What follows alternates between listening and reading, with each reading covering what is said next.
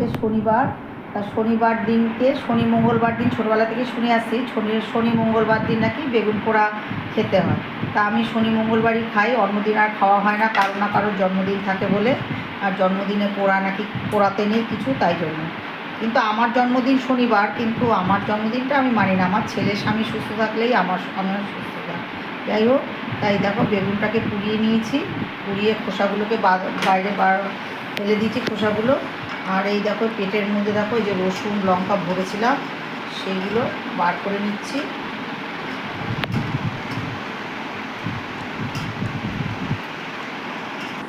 বেগুনের পেটের মধ্যে দিয়ে সব বার করে নিয়েছি রসুন আর কাঁচা লঙ্কাগুলোকে।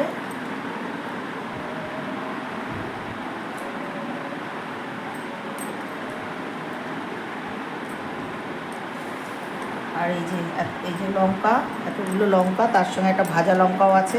আজকে আর লঙ্কা পোড়ানো হয়নি, ভাজা লঙ্কা দিয়ে করবো। আর এই যে রসুন, যে যেমন ঝাল খাবে সে সেইভাবেই আর কি দেবে। আমি এই যে রসুনগুলোকে ভালো করে ডলে নেব।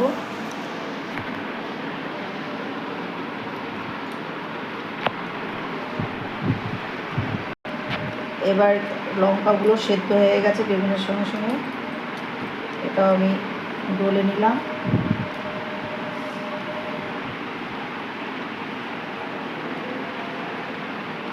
দিয়ে দিলাম পোড়া লঙ্কা দিলে বেশি ভালো হতো, কিন্তু লঙ্কা পোড়ানো হয়নি, শুকনো লঙ্কা দিয়ে দিলাম। দিয়ে দিচ্ছি খানিকটা পেঁয়াজ কুচি, একটা টমেটো পুড়িয়েছিলাম সেটাও দিয়ে দিলাম।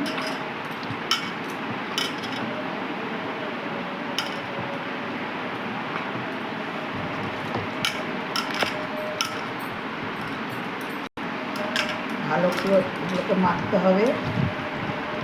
এখন আমি কিন্তু নুন দিইনি, নুনটা পরে দিচ্ছি। এবার দিয়ে দিচ্ছি ধনে পাতা কুচি, আর দিয়ে দিচ্ছি নুন।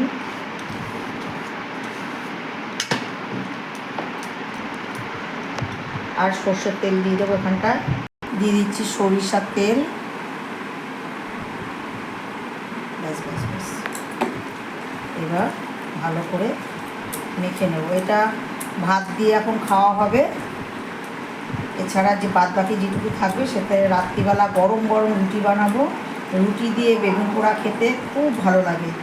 তোমরা অবশ্যই অনেকেই খেয়েছো, আর যারা খাওনি তারা এইভাবে বেগুনটাকে পুড়িয়ে এইভাবে মেখে রুটি, গরম গরম রুটি, ফুলকো ফুলকো রুটি দিয়ে খেয়ে দেখবে, অসাধারণ লাগে। ভাতের থেকেও রুটি দিয়ে খেতে বেশি ভালো লাগে। এই হচ্ছে আমার বেগুন পোড়া বা পুড়িয়ে ভর্তা, যে যাই বলো না কেন, আমি ভর্তা বলি না, আমি বেগুন পোড়াই বলি।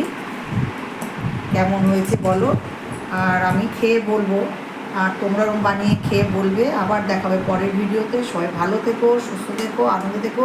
টাটা।